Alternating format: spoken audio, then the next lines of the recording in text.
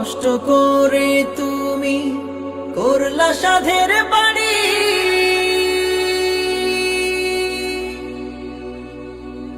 সেই বাড়িতে ঠাঁই হবে না, যাইতে হবে ছাড়ি।